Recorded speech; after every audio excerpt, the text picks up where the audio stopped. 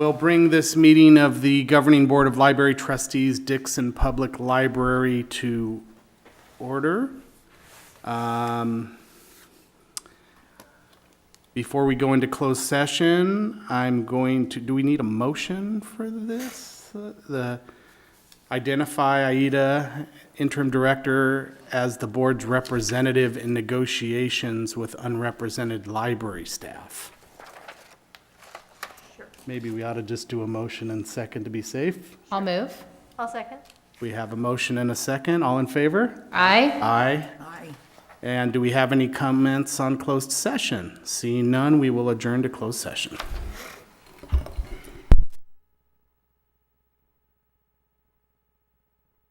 Okay, we're back from closed session. We have no announcements from closed session. Let's stand for the Pledge of Allegiance. Allegiance to the flag of the United States of America and to the republic for which it stands, one nation, under God, indivisible, with liberty and justice for all. Thank you. Roll call. All are present. Public comment. Persons wishing to speak to an agenda item may raise their hand during public comment. The library board president will recognize you for the discussion at the appropriate time. Speakers will provide their name to the library board, after which the speaker will have 5 minutes to speak. Notice to public. Any member of the public wishing to address the governing board on a topic within the subject matter jurisdiction of the district, but not on the agenda, may do so during the public comment period identified in this agenda. By law, subjects not on the agenda cannot be acted upon by the board except to briefly respond, clarify, or refer to staff for review and presentation at a future meeting. Guests and presentation, none? Correspondence. Yes. We received from CalPERS the request for public comment regarding designation of the board decision in the Tracy C. Fuller matter versus as presidential. So that correspondence is in your packet. The other item is North Bay Cooperative Library System. It's regarding the 2019-20 cost for the 3 legacy systems. That will be increasing and be reflected in the budget. Okay. Starting with the CalPERS request for public comment, does anyone have any questions or comments about that? I looked through that ruling, and it basically looked like it's a fact-specific type ruling, and I didn't see any reason for us to make any kind of a comment. North Bay Cooperative Library Systems, does anyone have any questions or comments about that?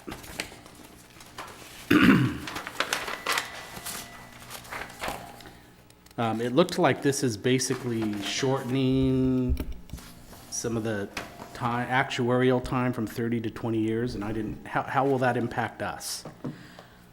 There may be increase in cost because instead of going 30 years, it's going to be cut to 20.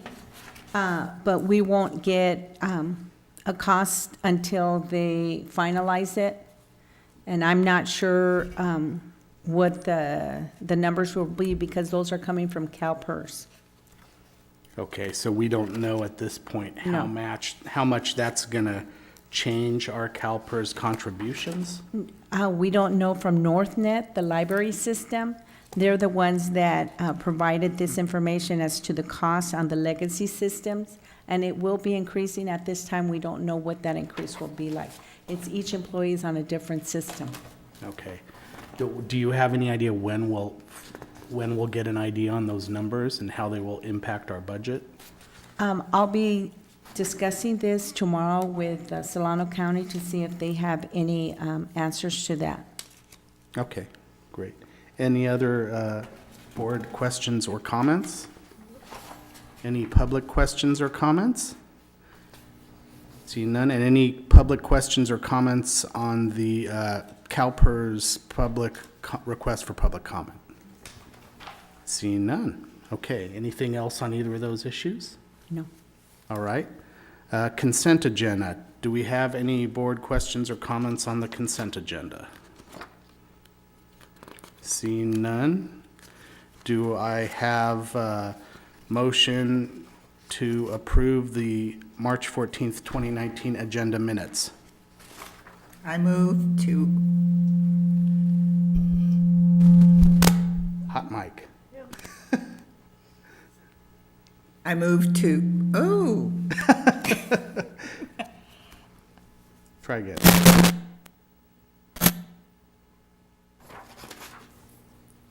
now I forgot what I'm supposed to move. Yeah, you're moving the agenda. I mean, the minutes for the agenda. To approve the March 14th, 2019 agenda minutes.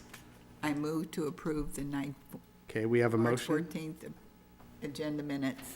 Do we have, okay, we have a motion and a second. All in favor? Aye. Aye. All right. Information items. A, notice of preparation environmental impact report. Yes, we received a environmental impact report for the Lookout Slough Restoration Project. It doesn't abut with any of the library property. However, they did send this report out to many different agencies, and it will be available in the library for anyone who wishes to review the document. So they sent it to special districts in Solana County, Yolo County, and other local government agencies. I would say close to 50 to 75 agencies received this report. Okay. And so we just got it because we're a local Yes. agency. And this is for a Lookout Slough Restoration Project, which I guess is out south of town? Yes. Okay. Any questions or comments on that?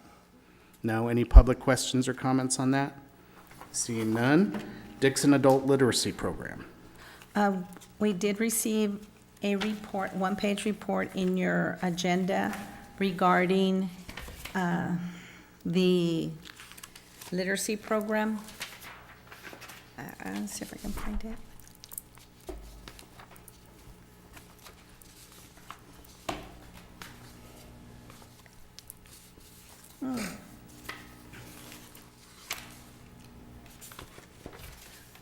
Okay. Pretty much, what they're letting us know is that we have very few trained tutors. There are many more individuals that need the support of the tutoring program. And approximately 34 people are waiting to be matched. They only have about 10 of them attending the group on Monday and Wednesday evenings. And they sponsored their first fundraiser at Panda Express on Friday, April 5th, 6th. And I'm not sure how successful it was. It was just in the report that they were going to have this fundraiser. The library budget does support the one coordinator to provide this service to the community. Unfortunately, the library itself doesn't have enough room to support all the individuals that do need, and we don't have enough volunteers to do the tutoring. So we'll be looking out and perhaps put something else out on our webpage. So is the space in the library currently full with the numbers we're handling? Yes, beyond full. So even though we want to get more tutors, we really don't have room for more tutors? Okay. No. And we can't rotate different times or something to make use of the space? I'm sorry, what was the question? We can't rotate different times to make use of the space?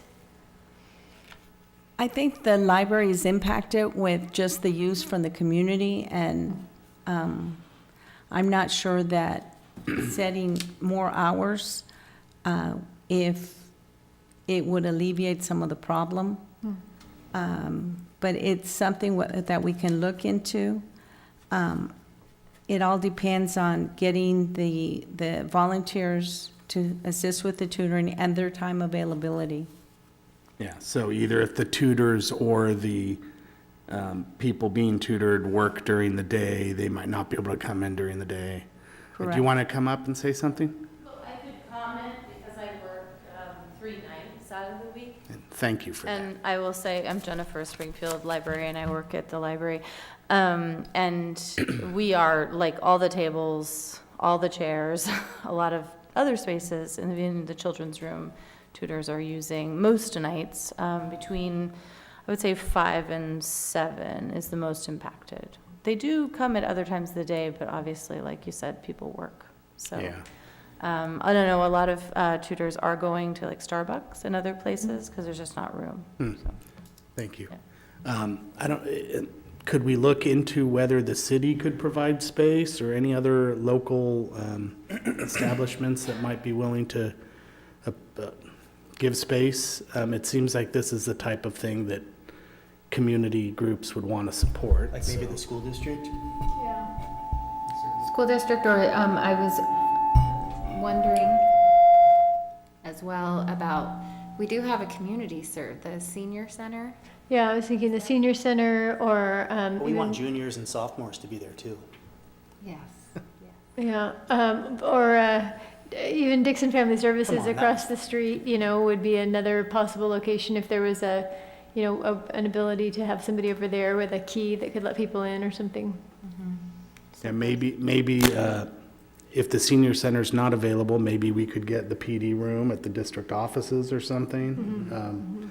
So yeah, those are some options, and of course, we would have to find the tutors if we need more tutors. It looked like with 34 people on the waiting list and only 23 active tutors, we have a lot of space to grow if we can find the people that want to do it. But if we had the physical space, maybe we could advertise for tutors, because I haven't seen any advertising really for tutors. I mean, maybe there has been some, but it hasn't been widely advertised.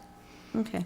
And I'm wondering too, from a school district aspect, how many of the people who are being tutored are parents, which would in turn benefit being able to help their kids in school. So there might Yeah. be, some, a little bit of resources there to, How do we advertise for volunteer tutors? Are we doing that at the library, on social media, newspaper? What options? Jennifer can answer that question.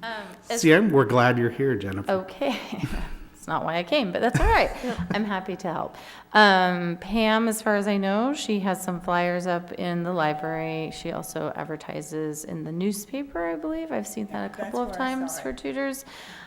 She does have someone working with her for online things, and she's not as good with that as she is with people and paper. So I don't know what they're doing on Facebook. There is a Facebook page for the tutors, but I think it's a closed page where they can like talk to each other. So Okay, thank you. Thanks. Maybe you can inquire the city, and we can inquire of the school district. Okay. I'll Great. follow up and bring a report. Any other questions or comments from the board about that? Any public questions or comments? No? Okay, moving on, Cal Water. Yes, Cal Water required that we have the backflow prevention assembly tested by a certified tester and return the assembly test report to them no later than June 15th.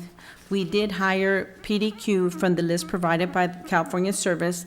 The cost of the test was $65, which wasn't bad. However, along with the assembly, we also had to hire a plumber, the same-day service plumbing. They work with us. To verify that the hot water system was adequately protected against the thermal expansion. This required installation of a new expansion tank and a 3/4 shut-off along with a stainless steel supply line for the cost of $1,078.83.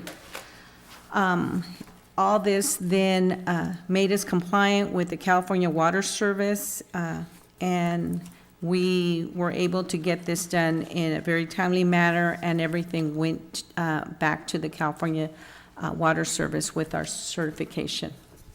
Was that new expansion tank replacing an old one? No, there was no expansion tank. Okay. All right. Any questions or comments about that? No? Any public questions or comments about that? Okay. Alarm systems. Okay. Pursuant, I know this was discussed at the last meeting. At that time, we had false alarms dating back from May 2018 through January 2019 for a total cost of $1,050. it required us to speak to them online and pay for the fees online, and these fees go to the city of Dixon, the false alarm program. Unfortunately, at the same time, we've been trying to get a permit for the alarms and have been unsuccessful due to the fact that the company is out of state and they refuse to fill out the California forms that are required for any out-of-state vendor. So I'm still working to see if there's some way that we can pay the $55 permit fees. And I'll be setting up an appointment with the police department because that's where our fees are going. Okay, first of all, what have we done to avoid future false alarms so these fees don't continue? I've spoken to staff. We've done training with staff last month on Friday, March 15th. I think that's a Friday, yeah, March 15th. We also spoke to the custodial company. I explained to them the importance of putting in the alarm. They have difficulty with putting the alarm in or de-arming the system. So I offered to get them trained once we make a decision on the next item. Have we had false alarms since We have not. January? So this January 7th, 19 was the last one? I take it back. We did have an issue where the alarm was set, the individual was going to her car, and she had to come back because she left her purse in the library. She put the alarm in, put the code in, and the alarm went off. She followed protocol, called the police department, and said it was a false alarm. She called the alarm company, and they reported that there was no alarm going off. So Okay. it took about 20 minutes, I believe, for them to walk her through the steps of de-arming the alarm. But then I called the alarm company. I said, I have concerns when an alarm is going off and you're not receiving it. But they said because the police department had been called immediately, it didn't come up on their reporting system. But so everything was armed again. Unfortunately, 2 days later, when I went to the library, the alarm was not set.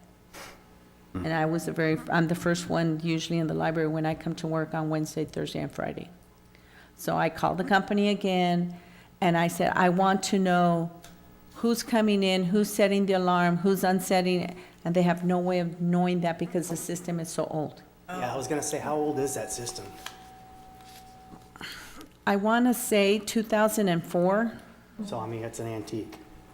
Doesn't each employee have a number? Because in alarm systems that I've had, they know who because you. have your Not sys- necessarily. I believe the pages all have the same. We all have numbers, the pages do not have the code, it's only the clerk set up. Okay. Do you guys have individual numbers? Yes. So they should be able to tell. They're unable to track it. Well, I've got a friend that does commercial alarms, so let me know if you need his contact number. And there's a bid in here too for one. So I wasn't quite following what you meant on the California permitting thing. So was this a newer requirement that came up since it was installed? Yes. And so our out-of-state alarm company has not done the paperwork that's required to have a California license? No. We have to apply to the false alarm reduction program that's out of state for the permit. They're out of state. The security company is not out of state. They're located in Woodland. Safe Side Security is the alarm system Well, that's that, one we already have. yes, Oh, So what is the permit for? I don't, to have an alarm. But we have an alarm. So I have a question.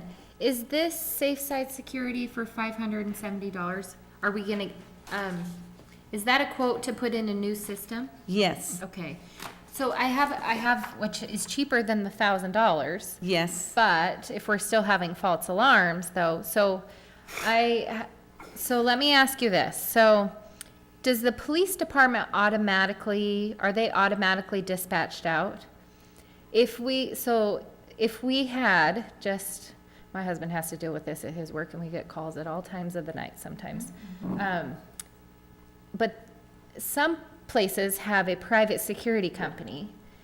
To avoid these charges, then someone could choose to have the private security company to go look, to go just check to see if everything, so when they are dispatched instead of the police, which I don't know if that would save us any money, but if there's a local place where they, I'm sure that there's other places in Dixon that use private security companies. I don't know if that would be cheaper than this, because, the $570 is cheaper than the $1,000, obviously, but if we're still getting false alarms, Or not alarms at all. or not alarms at all, and someone really does break in, that's not gonna save us any money. What this proposal is, it's to make available a remote arming and disarming. It also for activity alerts. So the company would know if there's any activity going on. It's also a user code management where they have a list of everyone who has the code. Right. And it's all computerized.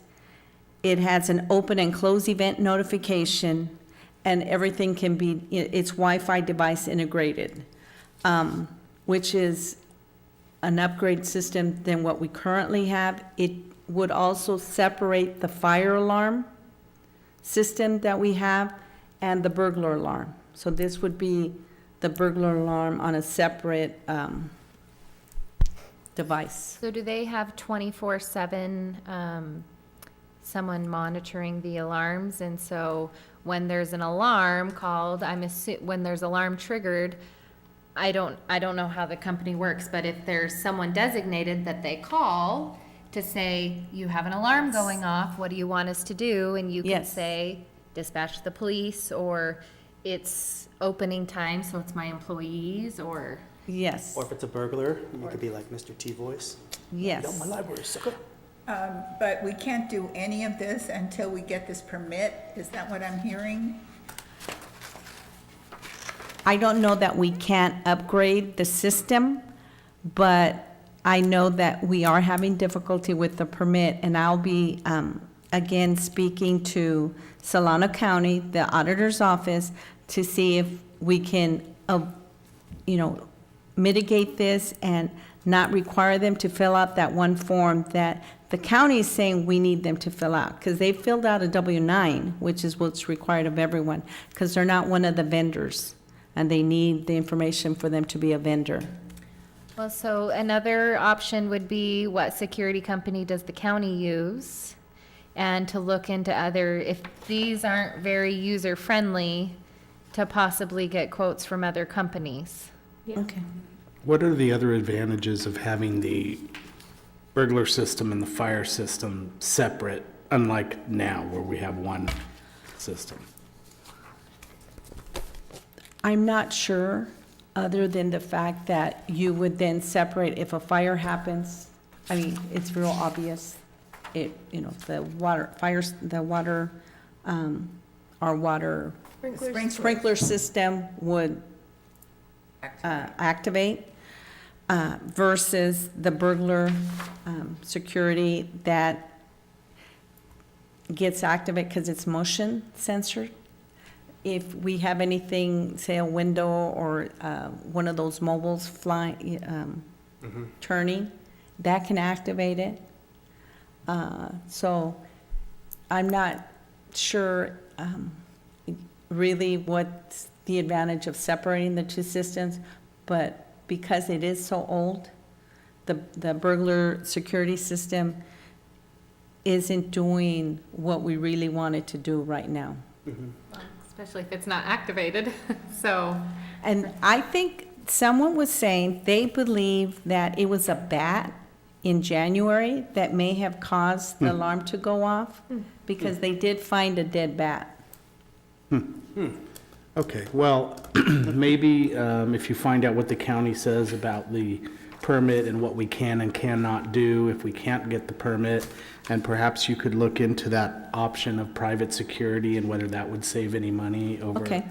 And any other thoughts for? Or just to look at another company altogether Yeah. that will be Yeah. easier to work with. Then this, obviously, there's some hiccups in this company that we should be able to get a permit like that from them. So if, It's not Safe Side that we're having difficulty with. It's the company that the police department has hired to bill us for the false alarm. okay, But when we That's- contact the city about that, they say we have to go to the company that's out of state. I went to the police department to try to pay for the alarm. They go, no, you have to go online. I go, I've tried to go online and it's not accepting us. You need to speak to them. We don't do anything other than, that has to do with the permits. Oh, me. Well, Okay. it's good to know if we ever have a burglar that catches on fire, we're covered. Maybe the bat will get him. Okay. Any other board questions or comments? Any public questions or comments? Okay, so I think you have some direction there. Yes. Moving on to discussion items of the district policies. Okay. What I went ahead and did is because it's really difficult to have policies that are not going to be computerized, and currently, our policies are not online, and they should be on our webpage for everyone to see what those policies are. I'm going through an old policy, I think it's 2016 policies and 2014 policies, to ensure that they're all using the same format. So I brought forward policy 3160, 3165, 3170, 3180, 3190, 3195, 3210, and 3220, just for review. There have been no changes to them other than to have aligned them and perhaps retyped some information that had been missing in 2007 that was revised in 2014. So it's just a review. There's no action needed because it's just for you to review, look at them, and then we can add them to the file folder for the 3000 series.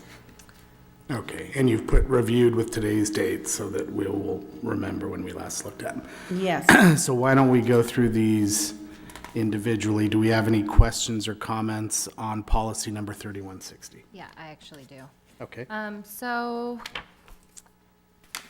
the California Family Medical Leave Act, FMLA. I'm a little bit concerned that that is in a policy because our library doesn't have more than 50 employees.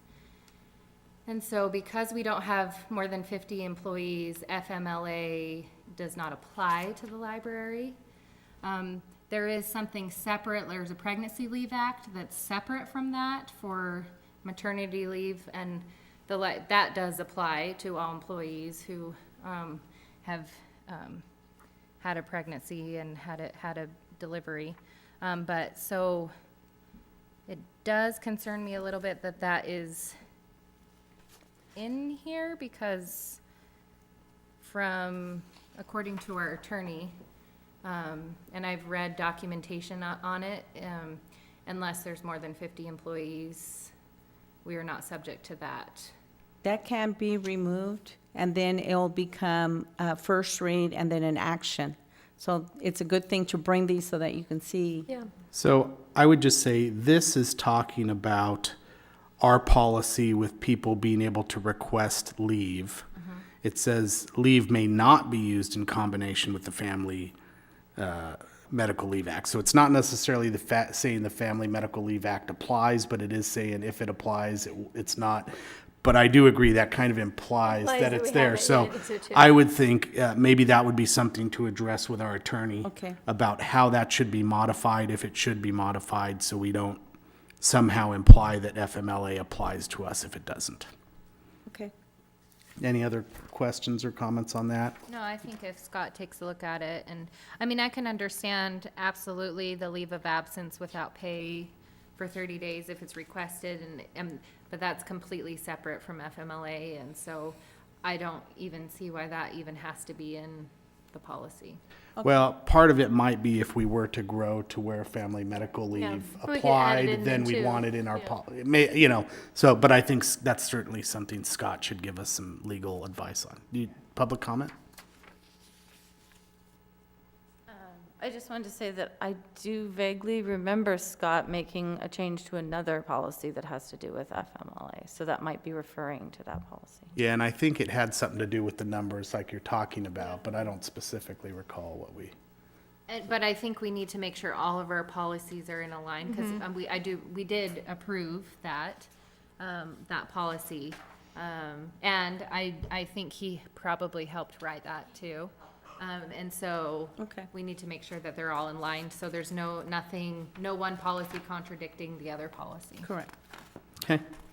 Any other board questions or comments? Any other public questions or comments? Okay, policy number 3165, any board questions or comments on that? I had one on 3165.1.1.1. It says constructive resignation will not be deemed by the library district until the employee has an opportunity to meet with the library director to respond to the notice. And then in the next subsection, it says the meeting will be held within 10 days after the notice is issued. So to me, point 1.1.1 kind of implies that there's no timeline. You have to wait until the employee has an opportunity to meet with the library director. And point 1.1.2 says within 10 days. So perhaps the first one, 3165.1.1.1 should say, has an opportunity to meet with the library director to respond to the notice, comma, or 10 days, whichever is greater. But then the following one says that the director may, and then prior to or after the meeting, so it's kind of like at any time, after the person has been absent from work for 3 days, reinstate the employee if they have a satisfactory explanation. Yeah, so the director has the discretion, if the circumstances are appropriate in their view, to rehire or whatever. But my concern was just that 3165.1.1.1 and .1.1.2 sort of seemed to me to say two different things, if I you agree, read them yeah. individually. Are you following me there? Yes, and I can ask Scott to Okay. review it with me. But again, I'll just say, this is your policy as it exists now. And so if there are concerns, it's a good time Yeah. then for me to speak to Scott. Yeah, no, I think that's good. We found lots of mistakes in our existing concerns, Yeah. existing policies, so yeah, it'd be, Yeah, so if you ask him about that when you ask about the other, I think that would be. Okay. So Jewel, did you think that? Is that It's me? not us, it's somebody. gremlins, gremlins. Did you have any concern about 3165.2? I mean, that's just basically giving the director discretion if there's extenuating circumstances to not be locked into, the person is deemed fired and can't come back or whatever. Do you think that's okay as drafted? Kind or- of loose. Okay, well, I mean, we're not taking action today, so if you decide you think there's a better way to word it, we can certainly consider that. Any other district comments or questions? Board comments or questions? Any public comments or questions? Okay, let's move on to 3170. Any board questions or comments about the performance evaluation section of 3170? So I do. I'm glad that there's the scaled scores in each performance. It says that's in 3170.2. However, I don't think we've ever used a scaled score, so I would hope that along with this, that some kind of documentation, some kind of formal document that's used for all employees is created with a scaled score that just becomes standard, and even all the employees can even see that and have it ahead of time and have that and along with the narrative. Because I think the narrative is important too, because sometimes the scaled score doesn't explain things. But I don't think up to date, and you guys who've been on the board longer than myself, I don't think that a scaled score has ever been used. And so, yeah, if we could have that created, whether you do it yourself or do it with a committee at the library, that would be great. That same subsection does say, in writing on forms prescribed by the library director. Do we have forms that have been used? Do you know? Last evaluation I saw was just a listing of positives and need to work on.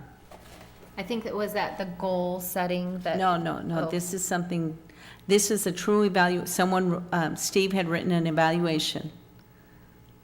He met with someone in 2017 and provided a written copy of his evaluation of this individual's work.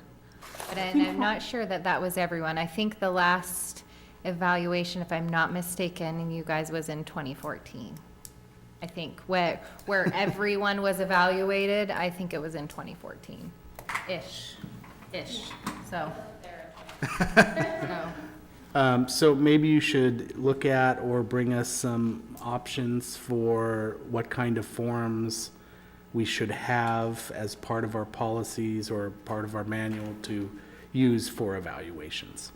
Okay. And if we're not going to do a scaled thing, then that needs to come out, because it does say, in addition to providing scaled scores in each performance, we'll do a written evaluation too. So if we're deciding not to use a form like that, then we need to take that out of our policy. But there's usually a scaled and then a And a comment. written. Okay? Any other board questions or comments? Any public questions or comments? Okay, grievance procedure 3180. Any board questions or comments about 3180? Any public questions or comments about 3180? All right. Moving on to 3190, drug and alcohol abuse. Any board questions or comments on 3190? Any public questions or comments on 3190? Okay, see none. 3195, tobacco use. Well, I have one on Yeah. tobacco use, and I have somehow skipped. Yes, chewing tobacco I counts. skipped drug and alcohol.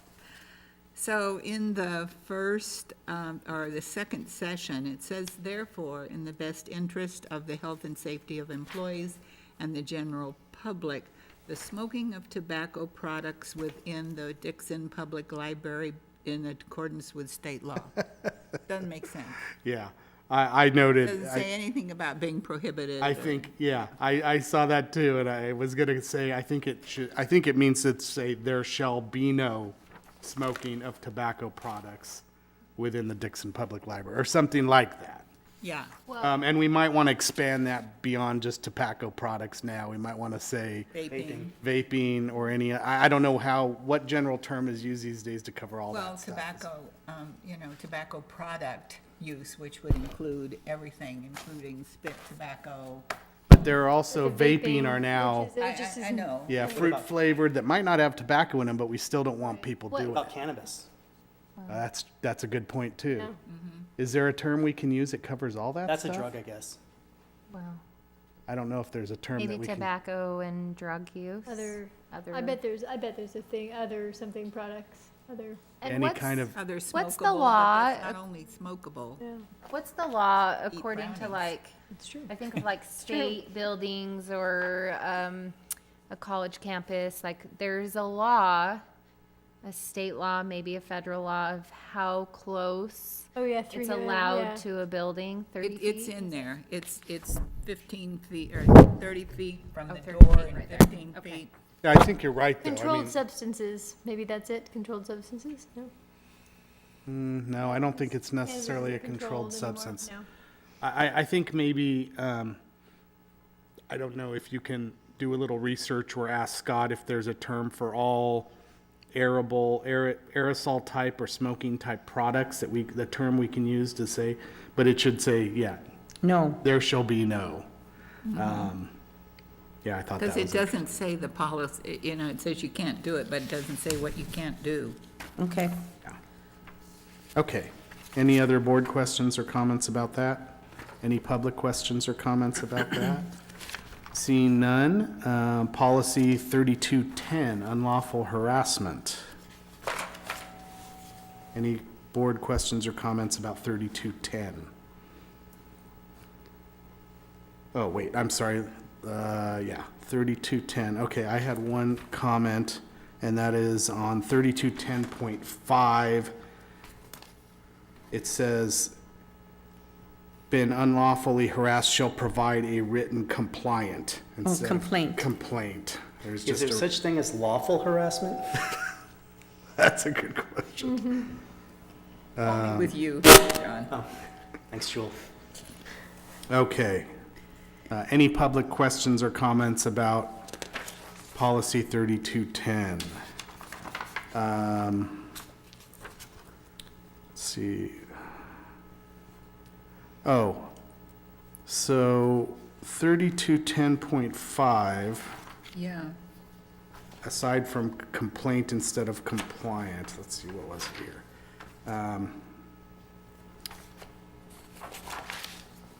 So 3210.4 says, is not limited to the following behavior. And then it jumps down to, there should be a complaint. And then it goes into all the subsections that talk about what the different behaviors are. And so I think 3210.5 should actually be a separate section, either after all the described subsections that describe all the different behaviors. So maybe it should be like 3210.6.1, something like that, and then move all the other ones down one. Are you following me on that?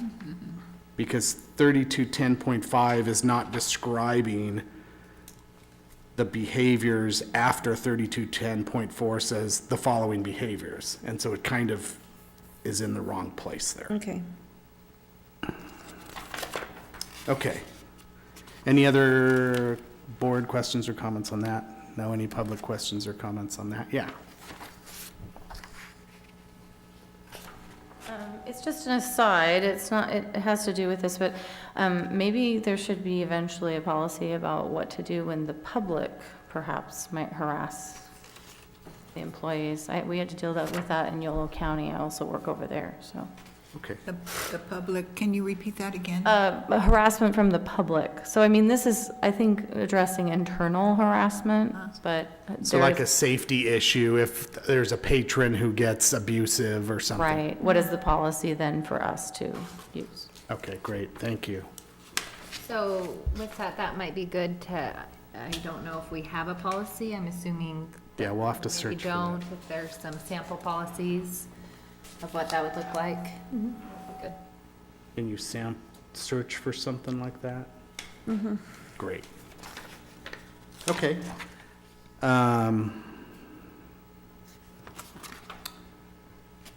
Moving to policy 3220. Equal employment opportunity. Any board questions or comments on, wait,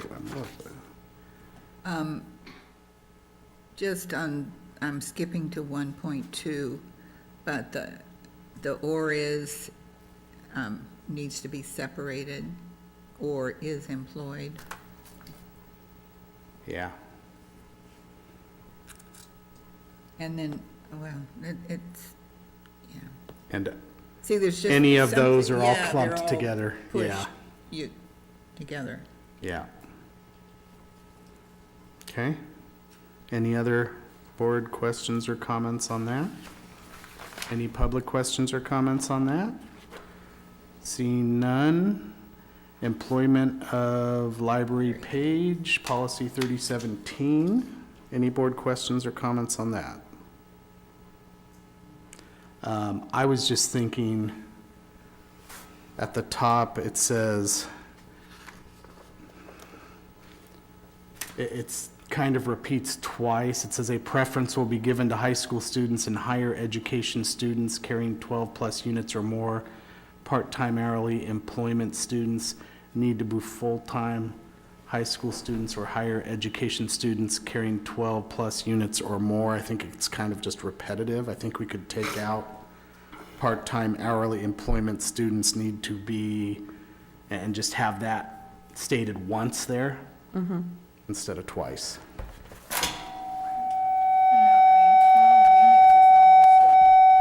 It's almost a full load. It is, yeah. And It is. I think that's awfully high.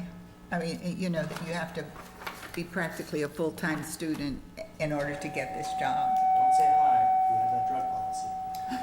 But this is just that they will be given preference. It Okay. doesn't mean we can't hire someone who's, and in fact, if we don't have people apply that meet that, I mean, certainly we'd hire someone. I mean, we could lower that college unit load if Like you, to 9 or something. yeah, I mean, we could do that. Well, didn't we talk about this last meeting? And it was starting to be hard to find students to fill that, and we decided that we were gonna take that out, and it was gonna be a preference. However, if that cannot be fulfilled, then we can move on to hiring other. Yeah, that's why Yes. that second part that says students need to be, I think if that's taken out, then the first part of that just says a preference will be given to. And, yeah, that's what we discussed, is it used to be a requirement, and now it's just a preference. And there are some, like we see in the second paragraph, there are some similar things where words are crunched together and stuff that Yeah, needs to be but I cleaned up. still think it wouldn't hurt to change the 12 to 9 for the preference. It's fine We with me. might get more applicants. Yeah. And at this point, we're advertising for pages right now, and have we had anyone apply? It hasn't been very long that we've been, some? Okay. And it's just a preference to be considered, so, I mean, the hiring decision will still be based on. You know, if people don't know that we haven't been inundated with applications, and so they could say, well, you know, I'm only carrying 9 units, and maybe I shouldn't apply. I'm So, Is a part-time student considered, because really 12 units is considered a full-time student. yeah, So, I mean, if you want to do a part-time, you can even lower it to as low as 6. Because 12, I mean, for a student, there are students that do that, that take a lot more than 12, but 12 units is considered full-time, right. so. I'm fine with, I'd suggest 9 or 6 or 9.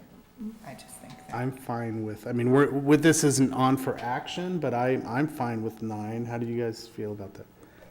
So, I guess we would probably need an action item in the future to change a policy like that, so, but we can give you direction that we'd like to change that 12-unit language to 9. 9. Okay.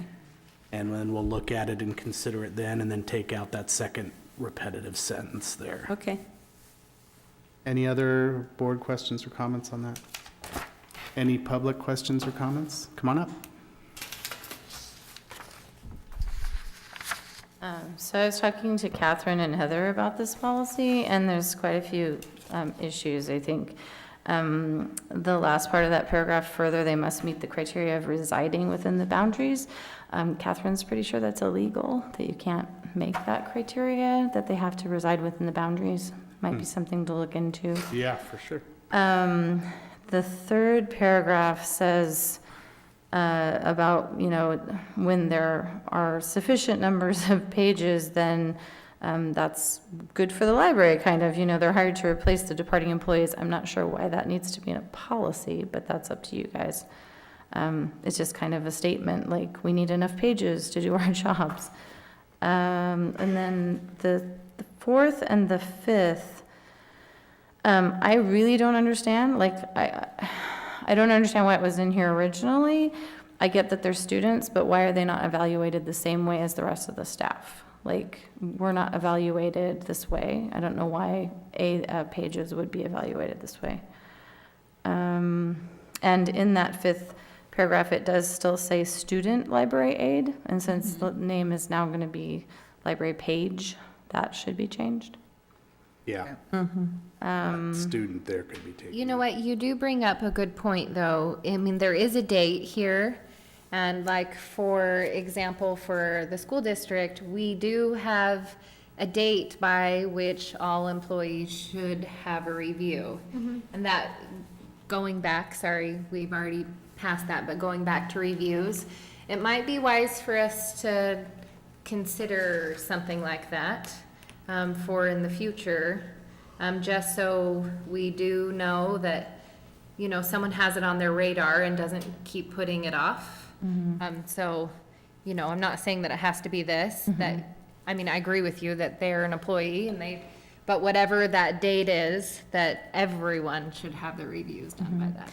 And I think that most places I've been, I mean, I have honestly, before Roxanne, never had a review at this library when I worked here before and now currently. But my experience is it's based on your hire date. So it's like, 6 months from then, a year from then, and then the next year. So, but if it wants to be an annual, yearly date, then, that's up to the board. And I think the higher date would be fine, as long as there's a list that's being tracked as to when those were, and so it's on whoever's in charge of doing those reviews, has that on their radar. And I think it would be wise for the board ongoing to be able to have updates, so we know that, yes, they're being done. We know that they haven't been done in the past, and so also, if there's ever any issues that come up, we're not held liable because there wasn't a review done to document any troubles. But, as an administrator, it is nice to have them staggered. Because, when you'd be really crazy around June and July if you have to get these done by August for everybody. So I just put a plug in for, 6 months after a new employee or a year annual from then on. So it looks to me like the third paragraph is not even needed. I agree with you. I'm not sure why that's really even needed to be in there. The fourth paragraph, so I'm not quite understanding. Are these part-time positions always going to end by August 31st, so they're not employed after that? Because that's the way it reads. It does read that way, but no, our students are with us whatever amount of time they can. They work in the summers and all year, depending on, the student and their availability. Okay, so I think the fourth paragraph needs to be changed to just say when the evaluation will be done, rather than the That it will employment will end no later than August 31st. That's really confusing. Yeah, I mean, it sounds like we absolutely will not have these positions after August 31st. For everybody. Yeah, and I mean, so I mean, whether we stagger those evaluations or not, I would ask what is best for management of the library. I mean, having them all at once versus, varying that time I guess I would ask for your feedback on that. And then that fifth paragraph, yes, it needs student taken out and it needs aid changed to page. And there's just lots of errors actually throughout the whole thing. Yeah, and this will come, but we can have this come back for a second reading so we can look at it again, because this one does look like it needs quite a bit of work. Yeah. Well, I think anything that we've had any changes on, or we had any suggestions on, need to come back to us, don't you think? Yeah. My final comment would be that last full paragraph, because it talks about them being available on Monday, Tuesday, Wednesday, or Thursday. I don't know why Friday isn't included. I also don't know why Sunday isn't included, because we're now open on Sundays. So those would be my final comments on that. Great, thank you. Thank you. Could it just say available a minimum of 10 hours per week, and Yeah. Yeah. that's yeah. up to you There- guys to work out with them when they're available? Yeah, there may have been some reason at the time when this was written. I don't know what it would be. Well, I mean, I understand that there are some dates for certain reasons why people may not be able to work, but, you know, that's, especially if it's a high school kid, you gotta learn, guess what? Sometimes I have to give up my fun Friday night to go work, because that's part of being responsible, so. Okay. Okay, great. Any other board questions or comments? No? Any public questions or comments? No? Okay. On to action items. Oh, I guess that was an action item. That was. We'll come back. So yes, we will table that and bring it back with another reading. And so if we have nothing further, we will close the meeting. Thank you. Oh, sorry, what? Okay, I don't know if this is, I wasn't here at the beginning. I just wanted to make you aware that the City of Dixon engineering staff has received a request to install a Ready Ride Transit passenger loading area to serve library patrons, is what it says. But we received a letter at the library. We knew about this. There's a meeting on April 17th to discuss this. Now what they're discussing is taking 2 full spaces in front of the library as a bus stop. They don't have bus stops in town. I don't understand why the issue is with this bus stop. We haven't had this problem in the past. At first, they wanted to do it around the side on the Carnegie, and we said, well, you know, there's nothing to stand under over there if it's raining. If this is gonna be a true bus stop, you know, it'd be better like where there's on the corner, closer to the corner. So the front of the library that's really impacted if they're gonna take up 2 spaces for our patrons not to be able to park there. But Okay. maybe someone should consider that. I remember that was mentioned before, that Roxanne was concerned. At first, they Yeah. wanted it over on the side and then wanted. Now it's in the front. Now they're gonna take 2 spaces is what they're saying. Okay. Is it possible, I guess that is kind of far. I was thinking even to go around, like there's that long curve that's redded off for whatever reason.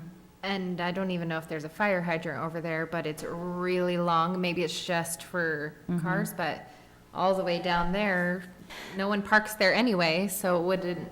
I've never heard a patron have any comment about not being able to get the bus to come to the library. We have lots of people that call from the reference desk, and I sit there, and it's just, I don't know what the issue is with Ready Ride, why they have to have this bus stop, like, we have limited parking as it is, and they want to like.